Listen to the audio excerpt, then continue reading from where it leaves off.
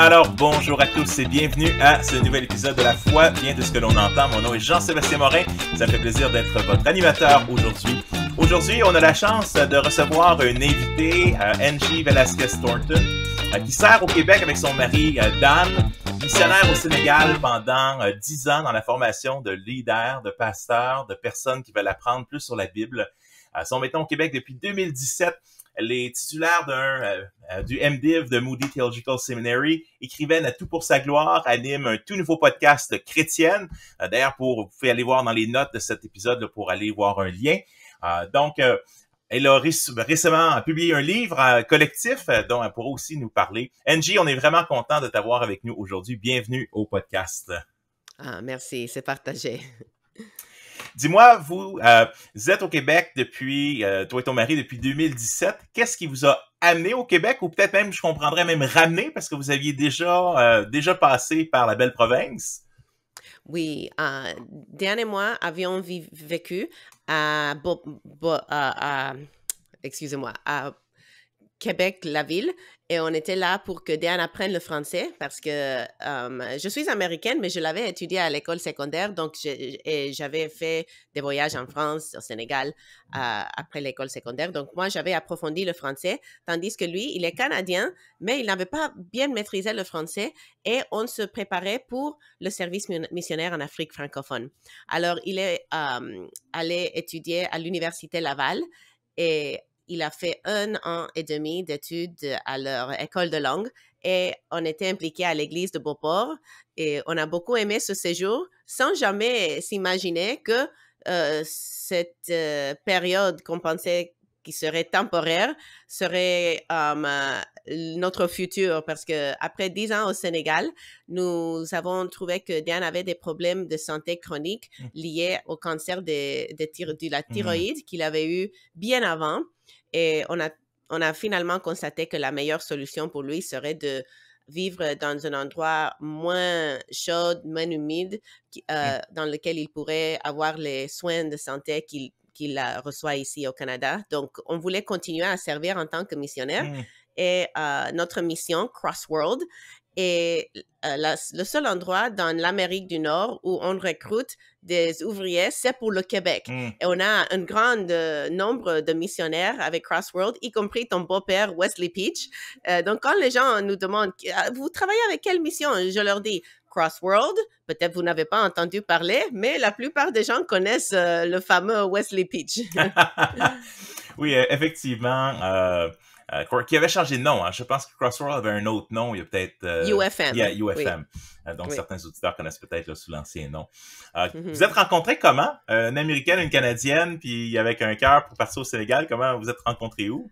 Ah, bonne question. J'en ai écrit tout un article au-dessus chez Revenir à l'Évangile parce qu'on s'est rencontrés sur un site web chrétien pour les célibataires. Et quand j'avais 18 ans, j'étais au Sénégal dans un voyage missionnaire à court terme et je m'étais engagée à servir le Seigneur le reste de ma vie en Afrique, si c'était la volonté du Seigneur. Mais après 10 ans de formation, d'études laïques et théologiques, j'avais jamais rencontré un homme avec le même appel. Donc, je me demandais, est-ce que le Seigneur m'appelle au célibat et à partir au champ missionnaire toute seule?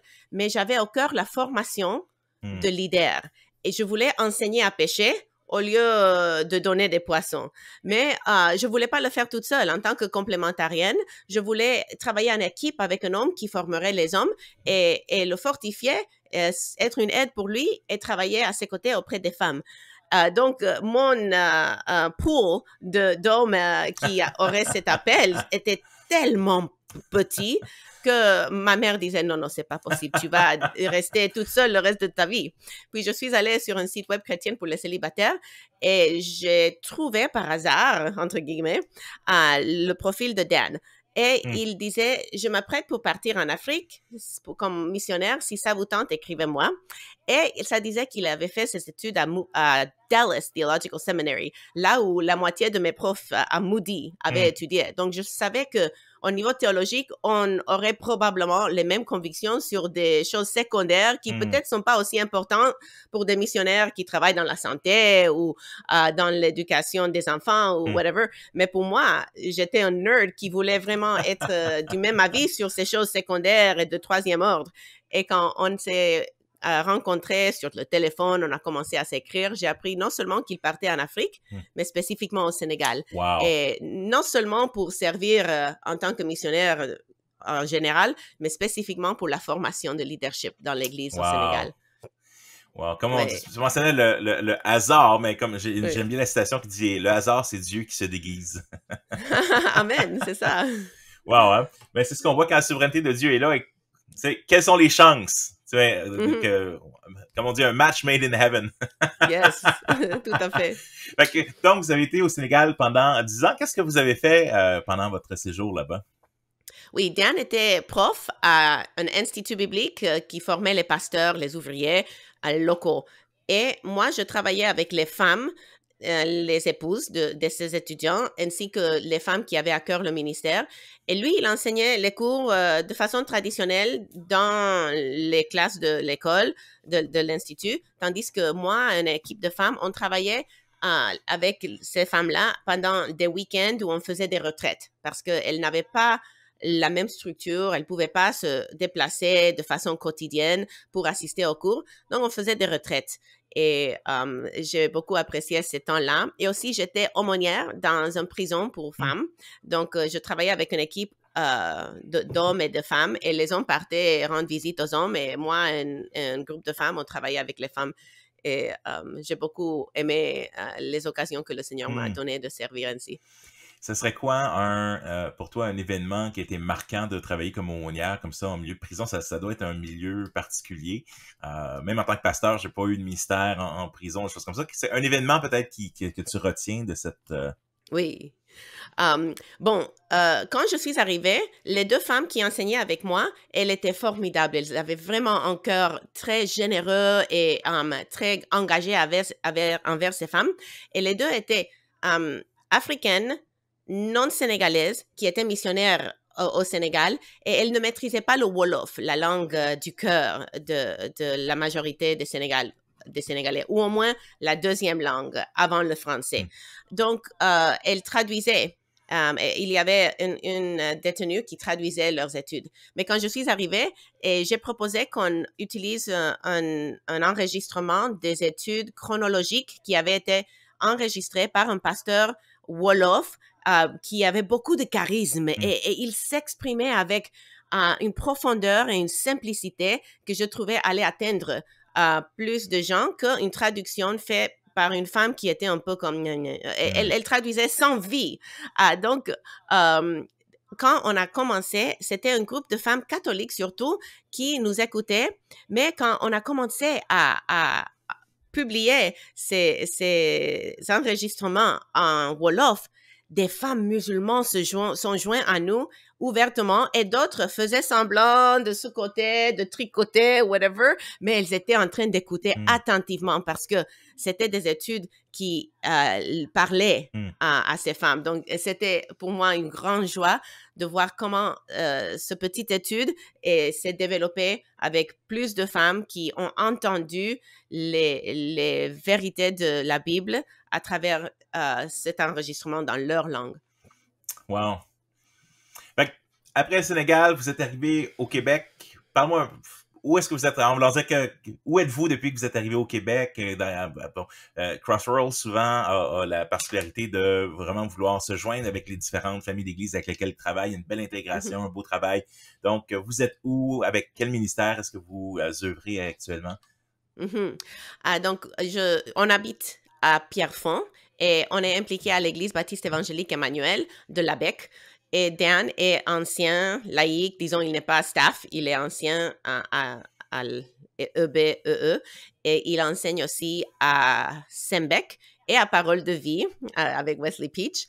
Et il encourage d'autres églises qui sont en difficulté. Parfois, il va, il prêche, et ainsi de suite.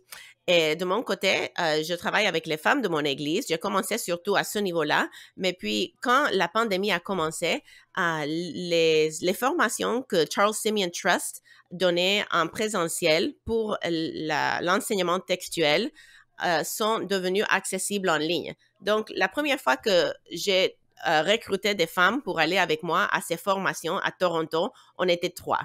Et c'était un peu difficile parce que j'avais pas trouvé quelqu'un qui pourrait traduire de l'anglais au français. Donc, non seulement j'animais le petit groupe avec les femmes francophones, mais aussi je devais traduire tous les enseignements qui ont été donnés pendant ces 3-4 jours-là. Donc, c'était beaucoup et je priais pour qu'on puisse faire quelque chose pour des francophones avec quelqu'un qui traduirait. Et puis, quand la pandémie est arrivée, ils ont offert les mêmes ateliers qu'ils faisaient en présentiel, ils les ont offerts en ligne. Et ce qui avait commencé avec 2 femmes qui étaient prêtes à se déplacer est devenu quelque chose où 16 femmes en total de toute la francophonie, 2 Françaises, 2 Africaines et 12 Québécois se sont formées dans l'enseignement textuel par le biais de Simeon Trust avec ces ateliers en ligne. Donc, je fais le coaching avec un noyau de ces 16 femmes, et nous avons préparé des études bibliques qui sont sur ma chaîne YouTube avec le but de pourvoir des ressources pour les ministères des femmes qui souvent n'ont pas accès aux mêmes ressources qui se trouvent en anglophonie, avec plein de vidéos et livres qui les accompagnent par Jen Wilkin ou par Kathleen Nielsen, Nancy Guthrie, d'autres femmes exceptionnelles dans l'enseignement qui sont liées avec Gospel Coalition.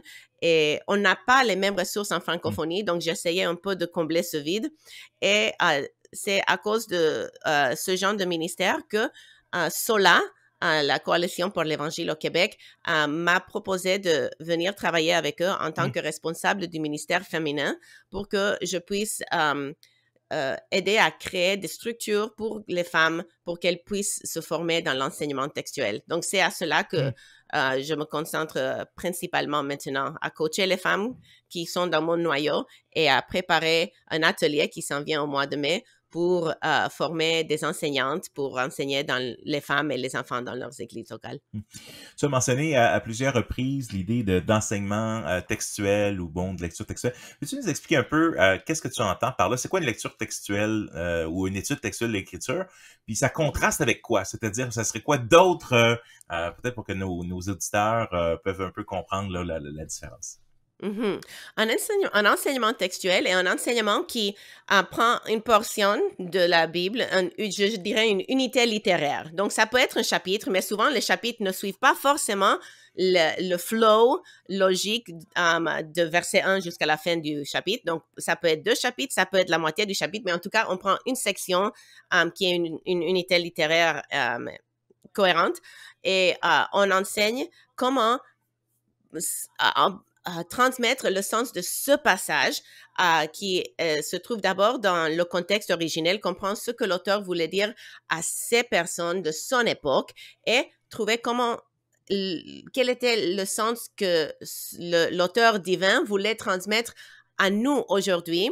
Et on essaie aussi à toujours passer par la croix de la mort et la résurrection de Jésus-Christ parce que c'est le centre de toutes les Écritures. Donc, le contraste entre l'enseignement textuel serait peut-être l'enseignement par un thème. Donc, on peut enseigner de façon textuelle un thème, mais le contraste serait quelqu'un qui dit « Je vais enseigner sur la prière, donc attends, je vais vous lire tous les versets qui parlent de la prière que je peux vous citer pendant les 30 minutes, disons, qu'on va étudier ensemble. » Et souvent, on n'a pas le temps de traiter ces quinzaines, vingtaines de versets dans leur contexte. Et c'est toujours important de comprendre un verset dans son contexte pour tirer le plus de richesse de ce qu'elle contient. Donc voilà, un peu le contraste entre ces 2 genres d'enseignement. OK. On reviendra un peu parce que tu pourras nous parler de la conférence qui s'en vient bientôt, mais parle-nous un peu de ton parcours théologique un peu. Mhm. Oui, je me suis convertie à l'adolescence et j'ai assisté à un groupe de jeunes à une église luthérienne. Donc ça, c'était mes premiers pas dans la vie chrétienne. Et ensuite, j'ai fait des voyages missionnaires avec un organisme qui était plutôt charismatique. Et c'était une autre étape de ma vie chrétienne. Et quand je suis revenue, j'ai fait j'ai fait un gap year, disons, entre l'école secondaire et l'université. J'ai pris congé une année et j'ai fait un voyage de 6 mois et j'étais en France et au Sénégal, toujours avec cet organisme assez charismatique. Et quand je suis revenue et j'ai commencé mes études universitaires, j'ai commencé à assister à une église baptiste. Et puis quand j'ai fait transfert du Community College, comme on dit aux États-Unis, à UCLA, l'Université de Californie, Los Angeles. Je me suis impliquée dans une méga église qui avait des études bibliques dans des différents campus des universités alentours. Et le pasteur était quelqu'un de très connu que vous connaîtriez. Et c'est là que j'ai vraiment approfondi mes connaissances théologiques et que ma soif pour la parole s'est développée.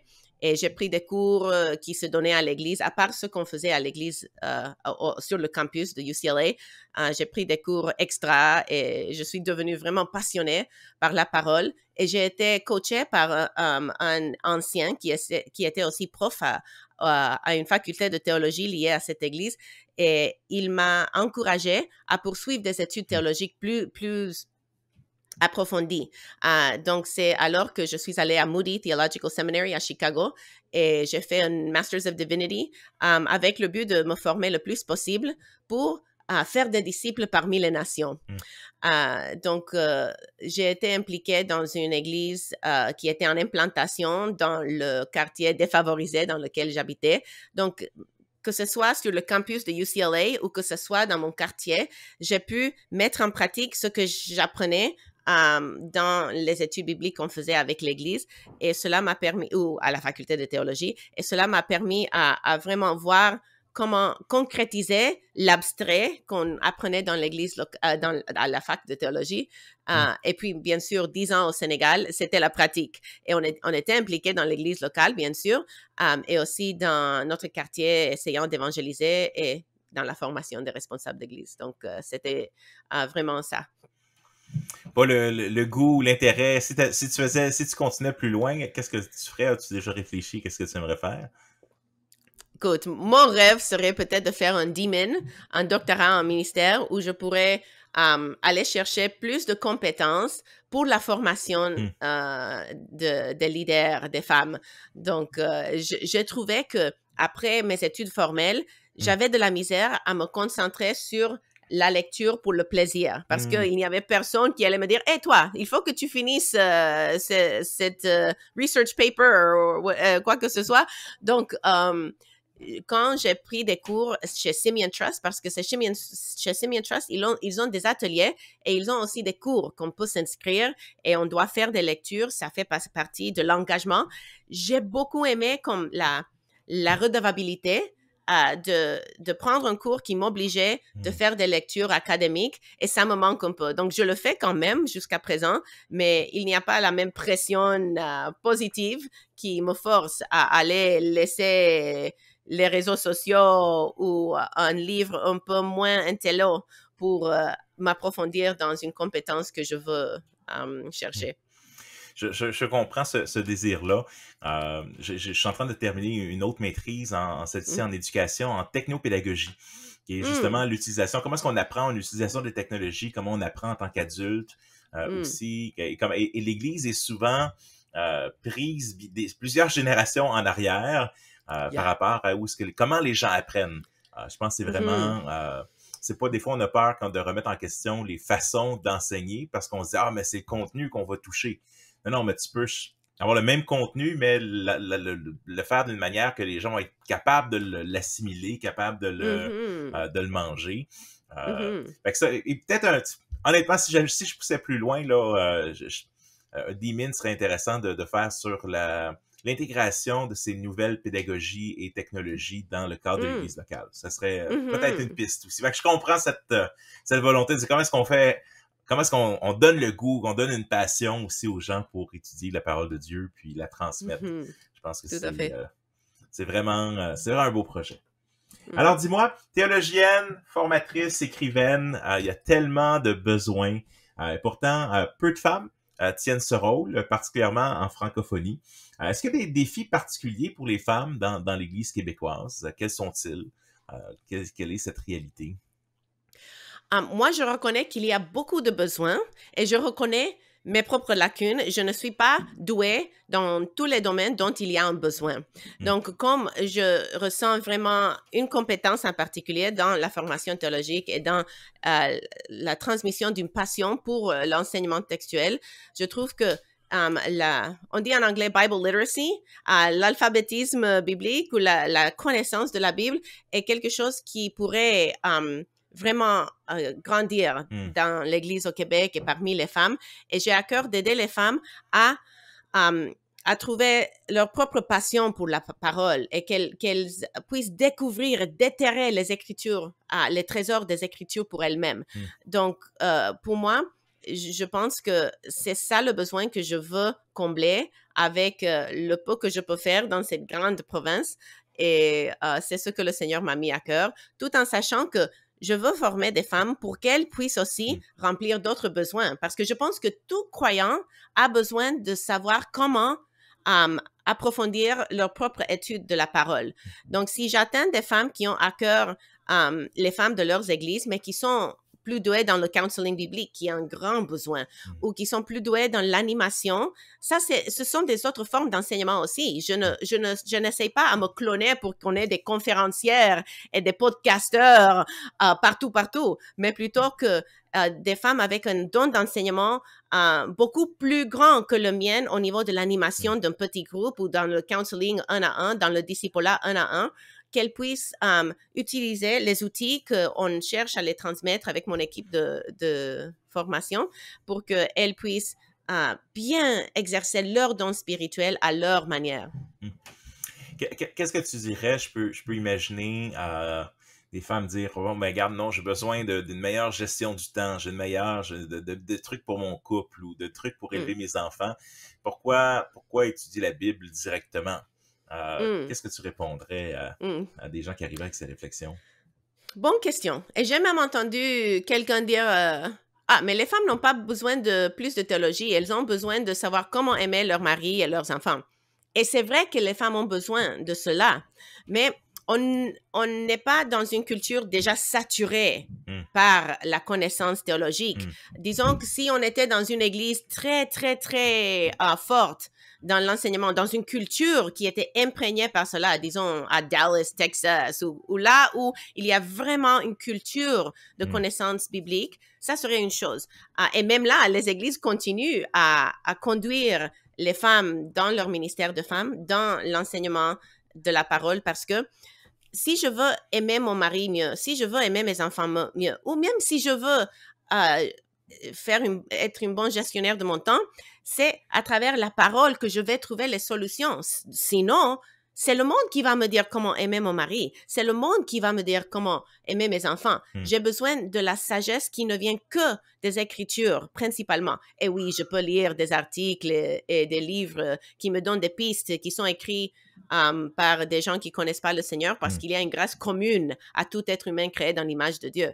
Mais je pense que la source principale pour tout dont nous avons besoin pour la vie et la piété se trouve dans l'Écriture. Donc, plus on arrive à approfondir nos connaissances et notre amour pour la parole, plus on va pouvoir bien vivre la vie chrétienne et faire les choses pratiques que peut-être certaines femmes pensent sont plus importantes que geeking out dans des formations sur la théologie. Oui, je pense que définitivement, je pense qu'il y a une réflexion ici à avoir pour peut-être pour l'ensemble des pasteurs. Je pense we're coasting, on surfe sur une fausse pensée que nos gens connaissent la Bible. Et je suis surpris, je le vois particulièrement avec les étudiants au séminaire biblique, ou pas seulement à Sambec, mais ailleurs aussi, de dire, le peu de connaissances bibliques, même chez les étudiants. Tu sais, je me rappelle quand j'étais jeune, le pasteur commençait le verset, là, puis l'assemblée le terminait. Aujourd'hui, des fois, je le fais même plus. Pourquoi? Parce que les gens ne connaissent pas. Hier, dans Cathy, donc, animait le groupe de jeunes, puis bon, c'est une étude sur le psaume 1, puis elle commençait avec un exemple, puis c'était drôle, c'était une série de chiffres. Elle dit, voici une série de chiffres, apprenez-le par cœur, et dans 30 minutes, on vous la redemande. Puis les jeunes, bof, puis là, c'est sûr, aujourd'hui, on dit, il y a des déficits d'attention, les gens prennent plus par cœur, des choses comme ça. Et là, tout d'un coup, elle a dit, OK, ça peut être difficile, on n'est pas sûr qu'on veut faire ça, qu'on devrait faire ça. Si je vous disais que je vous donne $1 million, si vous retenez cette série de chiffres-là, dans 30 minutes. Et là, c'est bien sûr, c'était pas un vrai 1 million, mais c'était juste l'argument de dire, si ce que tu trouves vraiment important, tu sais, if there's a will, there's a way, comme on dit en anglais, là, on leur dit, et je pense que les gens ne considèrent pas à quel point la parole de Dieu est importante et comment elle peut réellement transformer leur vie, puis avoir un impact dans leur quotidien, et que dans le fond, on la lit plus parce qu'on trouve qu'elle est dure à lire, on la mémorise plus parce qu'on mémorise plus rien aujourd'hui. On se rappelle quand nos profs de mathématiques nous disaient pourquoi apprendre les maths, puis le prof disait vous aurez pas toujours une calculatrice dans vos poches. Mais maintenant, j'ai une calculatrice, j'ai une encyclopédie, j'ai tout, tu sais. Puis ça, même ça dans l'éducation, ça change beaucoup de choses parce qu'on apprend des milliers de choses à nos enfants qui ne retiendront jamais puis qui se disent mais pourquoi je peux avoir accès à l'information ici? Mais donc, la littératie biblique, je pense qu'on a vraiment une réflexion à faire. C'est une des raisons, j'ai travaillé un peu avec Sembec sur un catéchisme québécois il y a quelques années. Ça se retrouve là, dans mon livre « Nous croyons en Dieu ». Pourquoi? Parce que même si on prêche de façon expositoire ou au travers le texte, à vitesse que l'on va, parfois au travers les textes, on n'a pas le temps de passer au travers de beaucoup de textes. Fait que d'avoir une question-réponse qui passe au travers la théologie, mais la pratique aussi. Parce que je pense qu'il faut qu'il y ait un lien clair. Puis ça, je pense que les gens ont peur un peu des fois de la théologie à cause de ça. Ils disent « Ah, mais c'est pas pratique! » Mais comme le disait un de mes profs, toute théologie devrait être pratique. Puis si elle l'est pas, on doit se poser quelques questions. Oui, tout à fait. J'ai récemment pris le cours de prédication de Brian Chappell qu'il a donné à Sembec. Et il est un les tops de l'enseignement textuel christocentrique. Il est très célèbre dans le milieu de ceux qui se font pour l'enseignement. Et il m'a étonné quand il a demandé quelle est la partie la plus importante d'une prédication, l'explication, l'illustration ou l'application. Et pour tous les Bible nerds qui étaient là parce qu'ils se forment en théologie, ils se forment pour le pastorat ou ils sont déjà des pasteurs, et il y avait une femme et moi qui ne sont pas des pasteurs et ne le seront jamais, mais on voulait prendre le cours, on voulait se former. On pensait probablement tous que c'était l'explication parce que nous, les Bible nerds, on aime ça. Et il a dit non. C'est l'application. Parce que si les gens quittent ton église et ils ont toute cette connaissance et ils n'ont aucune idée de qu'est-ce que ça veut dire pour moi aujourd'hui, dans mon boulot, dans ma famille, tu as perdu leur temps. Donc, wow, d'entendre quelqu'un comme ça le dire, c'était vraiment marquant parce que on s'attend que des libéraux le disent ou que des gens emergent le disent, mais qu'un conservateur, quelqu'un de fiable le dise, m'a vraiment marqué parce que je dis, OK, quand je forme les femmes, je vais vraiment souligner cela parce que je veux pas former des femmes qui ont tout ce bagage théologique et qui n'ont aucune idée de comment mettre ça terre à terre. Mon beau-père avait étudié à Dallas Theological Seminary, puis il me racontait sur ses cours d'homilétique, donc de prédication.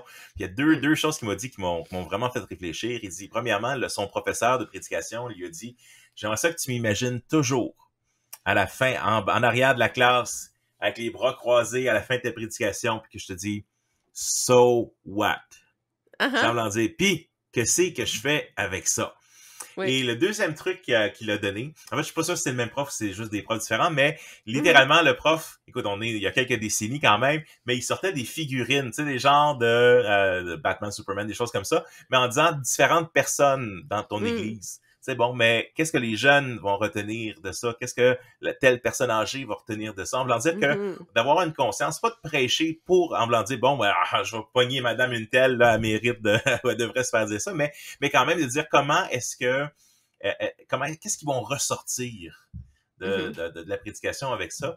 Puis effectivement, je suis d'accord avec toi, on a la tendance, personne dans notre milieu baptiste, à faire que la prédication soit un commentaire biblique sur pattes.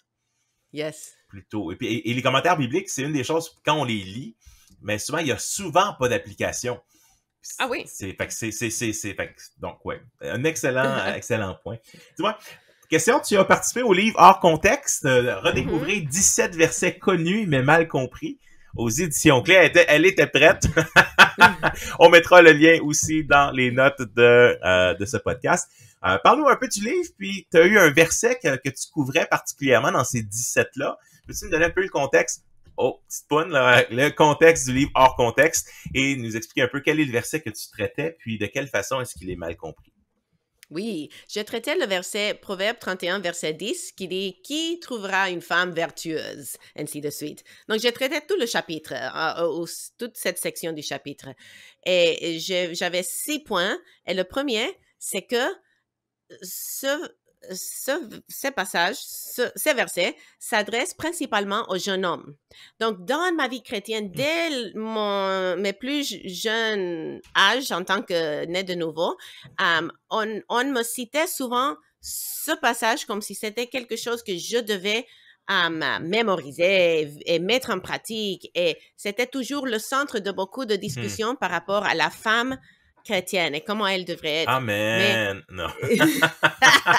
Et toi. Mais j'ai appris que dans le texte en soi et dans la tradition juive, c'était quelque chose qu'on enseignait aux hommes. C'était quelque chose qui était comme, jeune homme, quand tu vas chercher une femme, cherche une femme qui va qui va être comme cette femme-là. Donc, c'était même mémorisé par les jeunes hommes juifs et non les jeunes femmes. Et deuxièmement, il nous parle d'une femme digne de considération. Et cela, le mot femme vertueuse en hébreu pourrait être traduit par femme vaillante, parce que c'est le même terme au masculin qui est utilisé pour décrire les hommes vaillants de l'armée de David. Mais quand c'est attribué aux femmes, cette description, on dit vertueuse, mais on dit courageux, on dit vaillant, on dit quelque chose de plus fort. Donc, même le contexte de ce passage emploie plusieurs métaphores de bataille pour la décrire. Ses bras sont forts. Et puis, dans l'article, vous trouverez, parce que je peux partager le lien de l'article qui a été publié dans le livre que j'avais écrit pour Tout pour sa gloire. Troisièmement, il ne fait pas seulement allusion aux jeunes femmes mariées. Et souvent, dans l'Église, on donne l'impression que si tu veux être vraiment une femme idéale, chrétienne, vertueuse, il faut que tu sois mariée et que tu aies des enfants.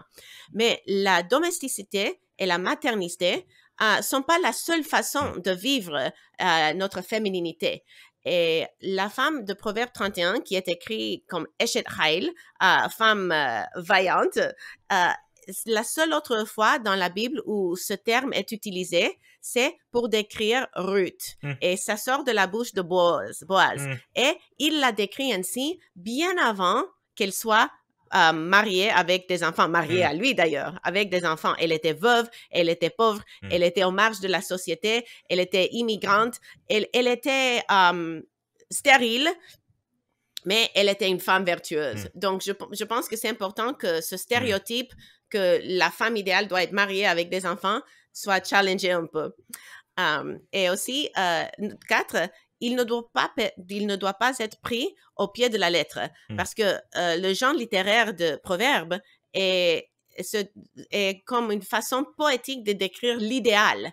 Mais souvent, j'ai ressenti, et j'ai entendu ça de plusieurs femmes, qu'on le sent comme un fardeau. Ah, toi, tu n'es pas assez conforme à l'image de la femme de Proverbe 31. Mais est-ce que les hommes dans l'Église sont conformes à l'image de l'homme de Proverbe 1, de Psaume 1? Parce que le livre de Proverbes, le livre de Psaumes sont comme une unité littéraire dans un certain sens. Et Psaume 1 commence avec la description d'un homme qui craint Dieu, et Proverbe 31, qui clôture ces deux livres, finit avec l'image d'une femme qui craint Dieu. Mais ni l'un ni l'autre est censé être un fardeau pour nous écraser, mais plutôt une image poétique pour nous inspirer. Et puis, cinquièmement, c'est lié à cela, c'est que ça personnifie la sagesse. Et tout au long du livre de Proverbes, nous voyons que la sagesse, la femme sagesse et la femme folie sont mis en contraste. Et nous avons un chemin à choisir. Nous devons décider à qui nous voulons ressembler et écouter, parce que les deux crient dans les rues. Donc, Proverbe 31, c'est pas seulement pour les femmes, c'est pour tout croyant, et c'est l'apogée et la conclusion de tout ce livre en parlant de l'importance de la femme sagesse. Et sixièmement, ce chapitre nous donne une chronologie de la fille de la femme vertueuse. Elle n'est pas une description statique de ce qu'elle est à un moment donné, mais plutôt un développement. C'est son CV et ça commence avec sa vie au début de son mariage et avec son business qu'elle cherche tout de loin. Et ça finit avec ses éloges qui sortent de la bouche de son époux et de ses enfants vers la fin de sa vie. Donc, une femme aujourd'hui ne peut pas vivre tout ce qui est décrit parce qu'elle ne l'a pas vécu. Et quand même, de toute façon, c'est poétique, mais c'est aussi un développement qu'on doit reconnaître. Voilà. Wow! Fait que ça donne le goût d'aller plus loin. Et là, il y a 16 autres versets aussi dedans qui permettent d'aller plus loin. Donc, j'encourage ceux qui nous écoutent à aller chercher le livre, jeter un coup d'œil. S'il y avait un volume 2 et qu'on t'invitait à prendre un verset de ton choix, un autre verset à débunker ou lequel tu choisirais? As-tu une idée? Je ne sais pas. Si tu m'avais envoyé ça avant dans tes questions, peut-être j'aurais eu une réponse vraiment boum. Mais j'ai pas y réfléchi. Si jamais d'ici la fin, ça te revient, tu peux dis-moi-le, là, ça me fait plaisir.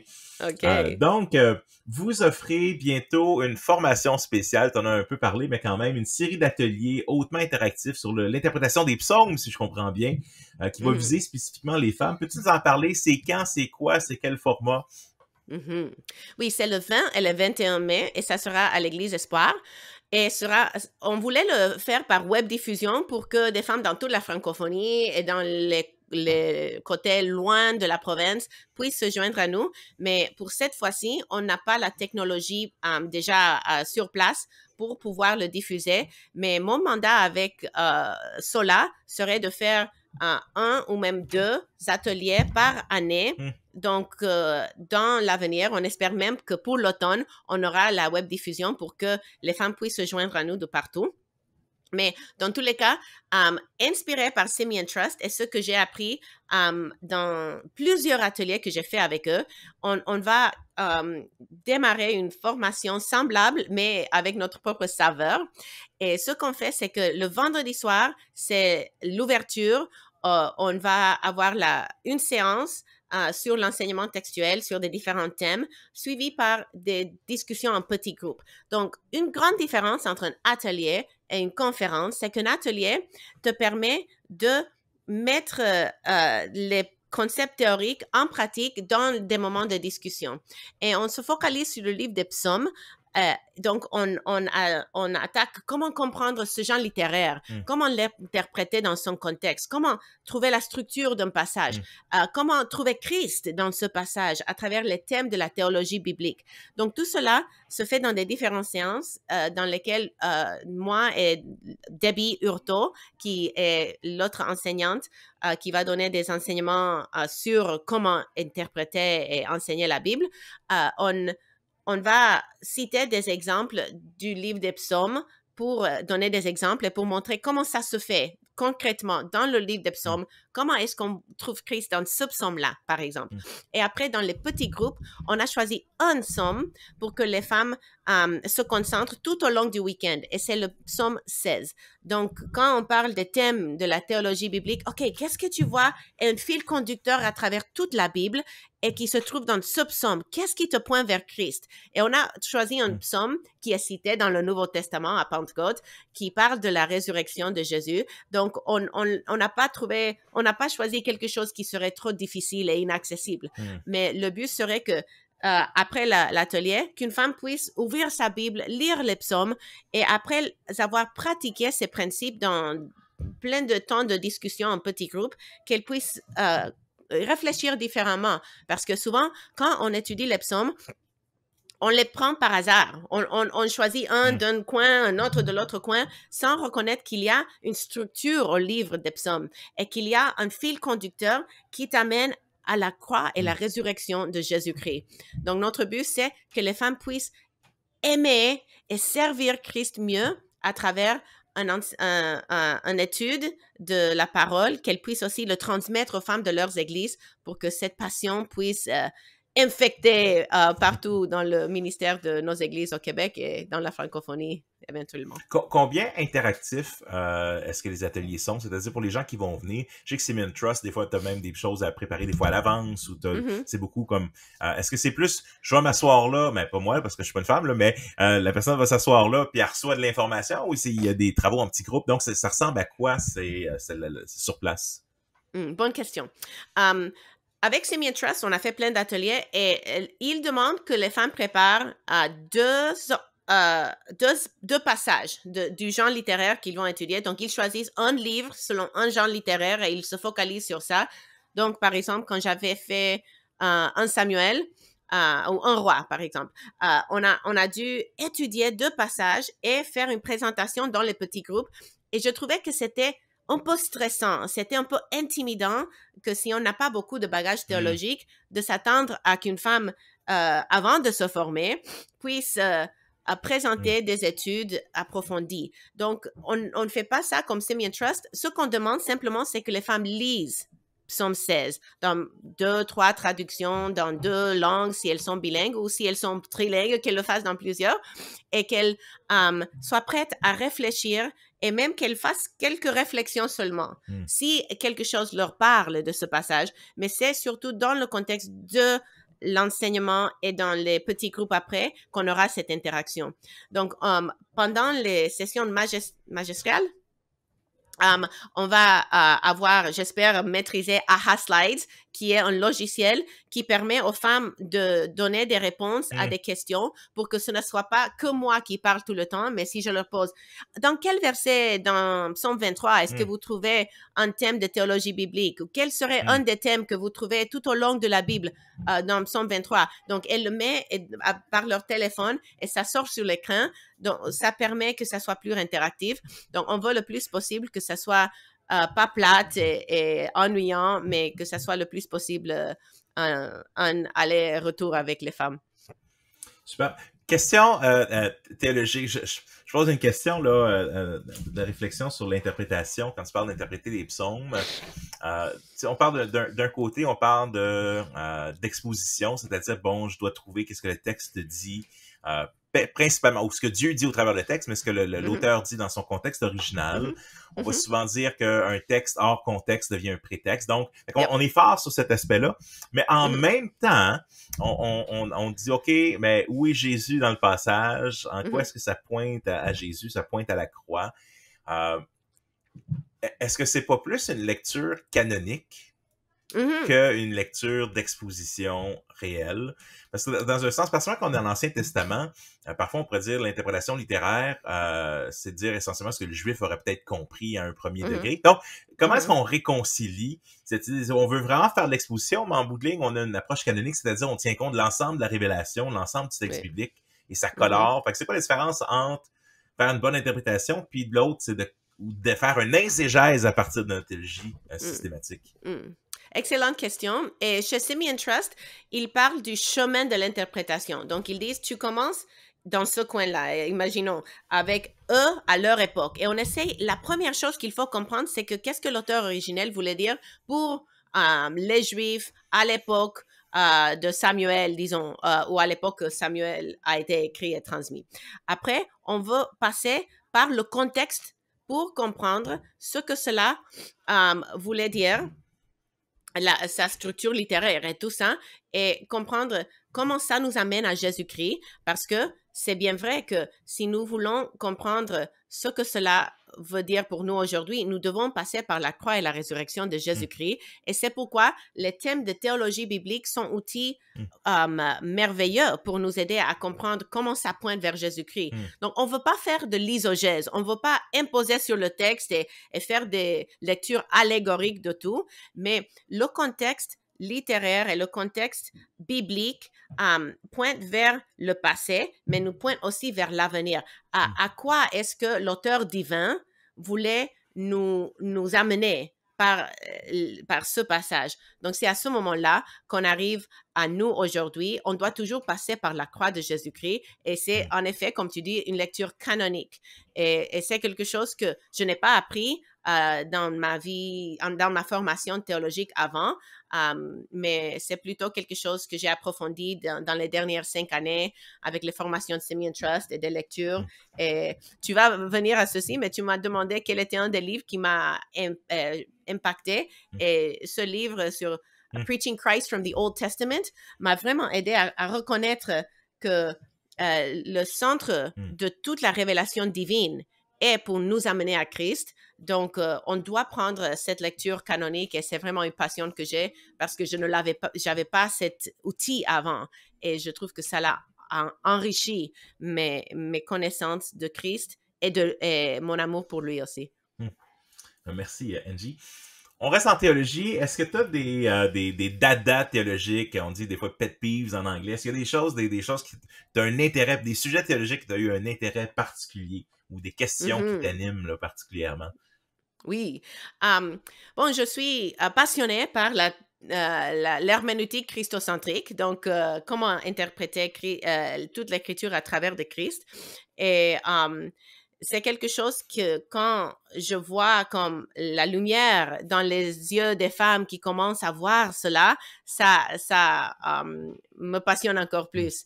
Et j'ai aussi à cœur de comprendre les femmes de la Bible et d'aider mes sœurs en Christ de trouver comment est-ce que la Bible leur parle, parce que quand on est dans un milieu complémentarien, parfois on peut avoir l'impression, si c'est toujours de nos frères formés et des bons prédicateurs qui nous apprennent la Bible, ils portent leurs propres lunettes et parfois ils vont pas remarquer certaines choses dans la Bible que je trouve et sont là pour nous aussi en tant que femmes. Donc, si on lit 2 Timothée 1 et on lit les noms de Loïs et Eunice, là, il faut s'arrêter un moment et dire, écoute, c'est ces 2 femmes-là qui ont eu un impact énorme sur la vie de Timothée.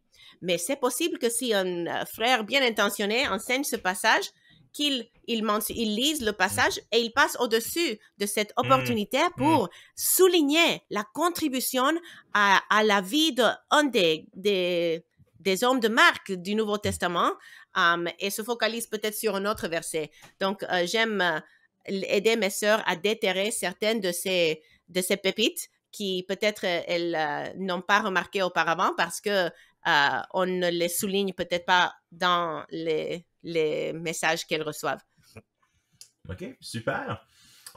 Tranquillement, on va atterrir notre avion d'entrevue.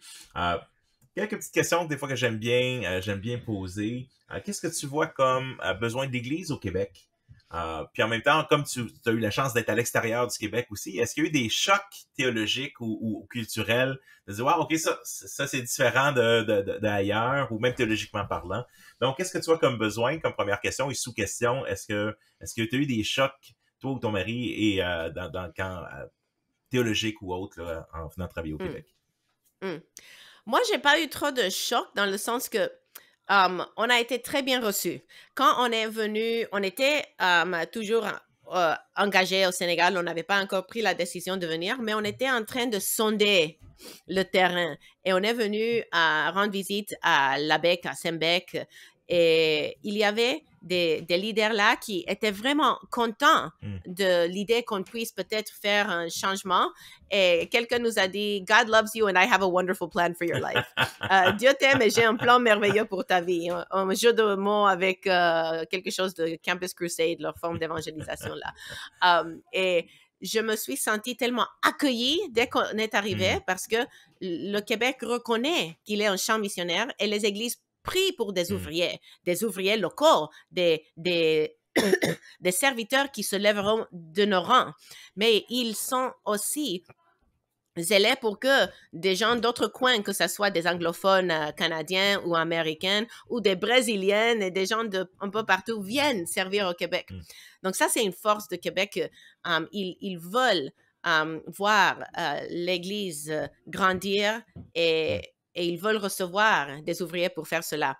Mais peut-être une petite lacune serait qu'il n'y a pas autant de vision pour atteindre les nations. La vision de la mission n'est pas aussi développée et c'est peut-être quelque chose que, à travers nos témoignages de ce que le Seigneur nous a permis de voir au Sénégal, qu'on puisse encourager ceux à qui le Seigneur donnera cet appel spécial d'aller vers les nations.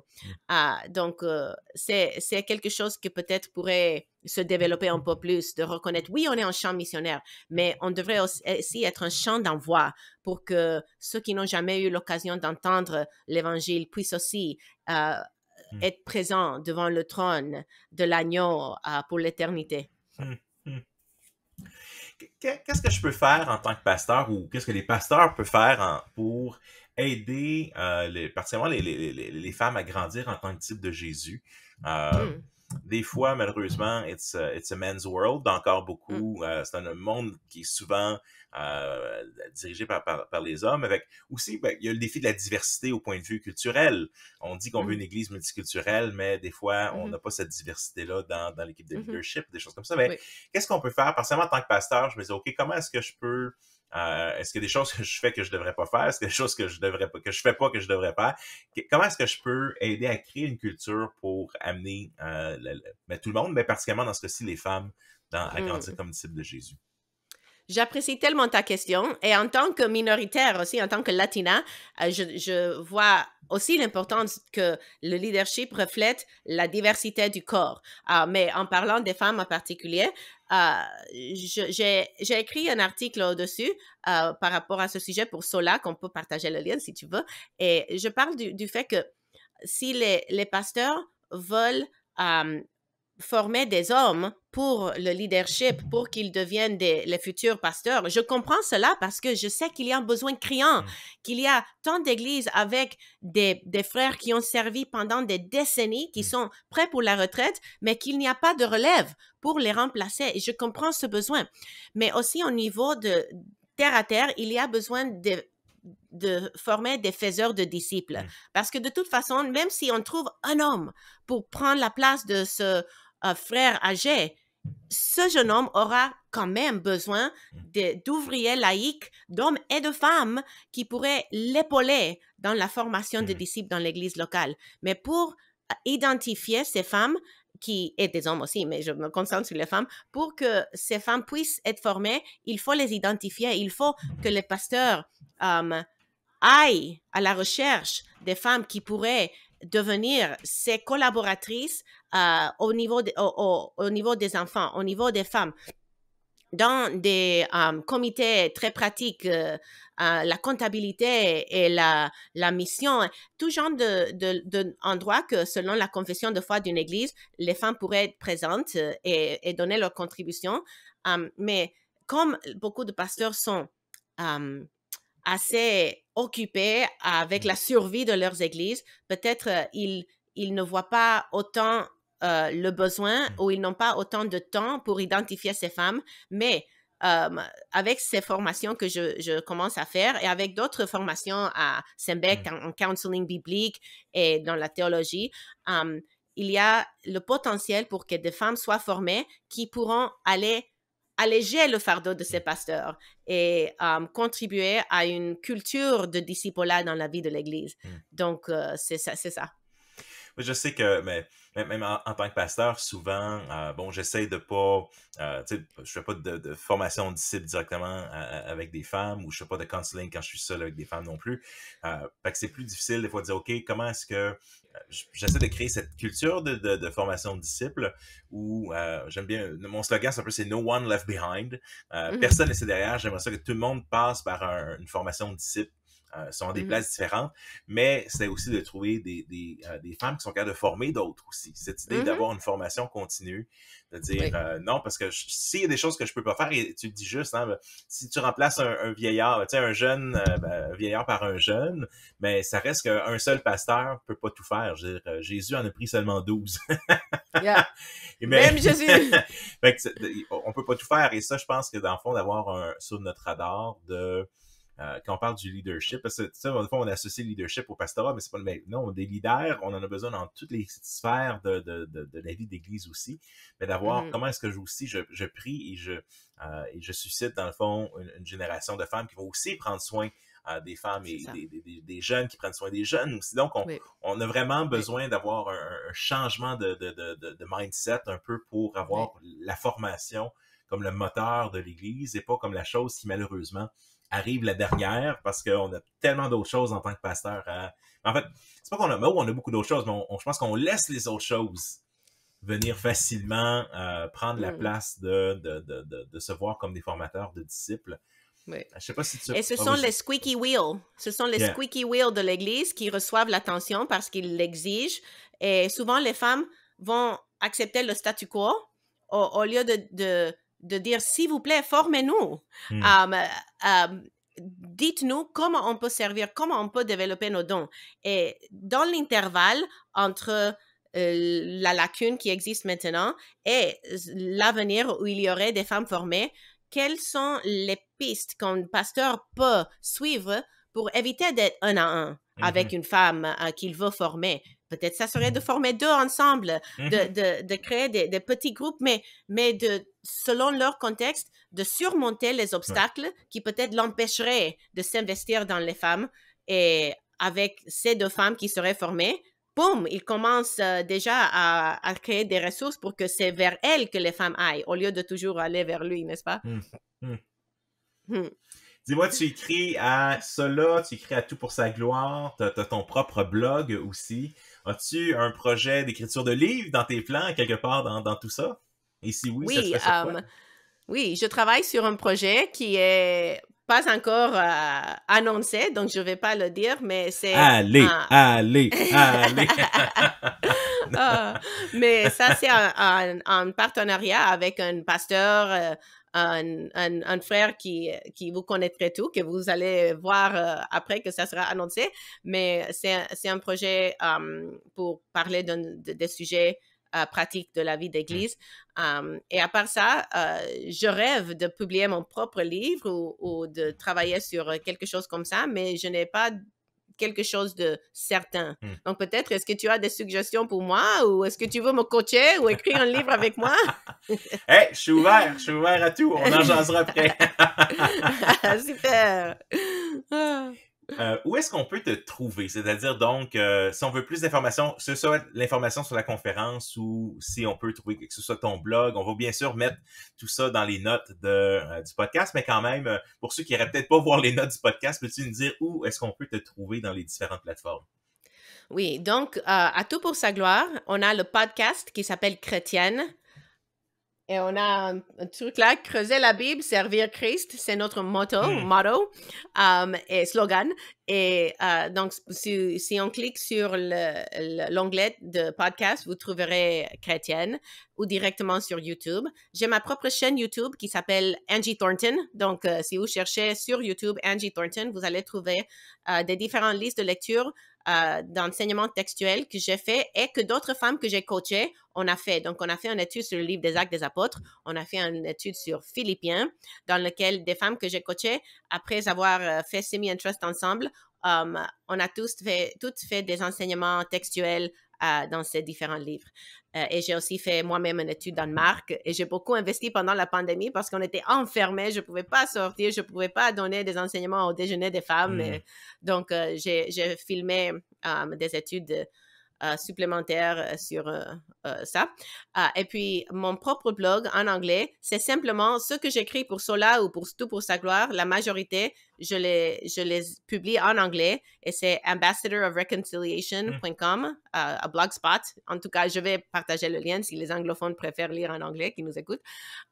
Donc, Tout pour sa gloire, on peut aussi trouver sur l'onglet des auteurs mon nom et puis voir tous les articles que j'ai publiés. Mais je partagerai aussi le lien vers ces articles dans les notes. Super. En terminant, question que j'aime poser à tout le monde que j'interviewe. 3 livres qui ont marqué ta vie chrétienne. Quels seraient 3 livres qui ont marqué ta vie chrétienne? Oui, au début de ma vie chrétienne, 2 livres qui m'ont beaucoup marqué, qui je mets ensemble parce que c'est par le même auteur, c'est que les nations se réjouissent de John Piper, qui a aidé à vraiment me montrer le cœur de Dieu pour la mission, que c'est pour la gloire de Dieu qu'on fait des disciples et non pas principalement ou premièrement pour le bien de l'homme. Et notre motivation, si c'est centré sur la gloire de Christ, on pourra accepter les défis de la vie chrétienne et du discipulat et de la mission. Mais si on se focalise sur la réponse à l'évangile chez les gens qu'on évangélise, chez les gens qu'on essaie d'atteindre parmi les nations, et ils ne répondent pas, on deviendra facilement découragé et on lâche. Mais la gloire de Christ, quand on la garde au centre, on peut tout accepter parce qu'on sait qu'il est à l'œuvre même si on ne le voit pas. Donc, c'est ça. Et aussi, prendre plaisir en Dieu aussi par Piper m'a aidé beaucoup dans ma jeune vie chrétienne. Et aussi, j'ai lu beaucoup de biographies de missionnaires qui ont stimulé cette passion. Et peut-être mon préféré, c'était Hudson Taylor's Spiritual Secret, la biographie du missionnaire qui est allé en Chine, Hudson Taylor. Et maintenant, j'ai plein de biographies de missionnaires qu'on lit à nos filles. Et elles aiment ça tellement. Et j'aime qu'elles voient que à travers les générations, à travers les cultures de partout, il y a des gens qui se sont donnés à atteindre les nations. Et je veux les inspirer aussi peut-être à suivre cet appel ou au moins avoir l'importance de soutenir l'œuvre du Seigneur à travers le monde. Amen. Hey, mais merci. Angie, merci beaucoup pour ton temps. Ça a été le fun.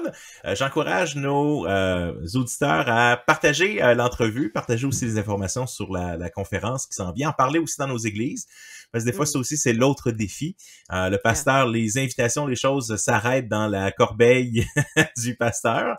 Mais donc, le partager, j'espère et je vais prier que le Seigneur puisse vraiment utiliser ça pour sa gloire parce qu'on a besoin d'un amour toujours plus grand pour la parole de Dieu. Merci beaucoup, Angie. Merci à toi. Merci pour ton temps. Merci pour l'opportunité et que le Seigneur bénisse ton ministère aussi. Alors, bonjour à tous. On se dit au revoir et jusqu'à la prochaine fois. Le prochain épisode de La foi vient de ce que l'on entend. C'était Jean-Sébastien Morin. Et si vous avez des choses à dire ou des commentaires, vous pouvez le faire dans les différentes places, que ce soit sur le site web ou sur les places que vous pouvez. Que le Seigneur vous garde et à bientôt.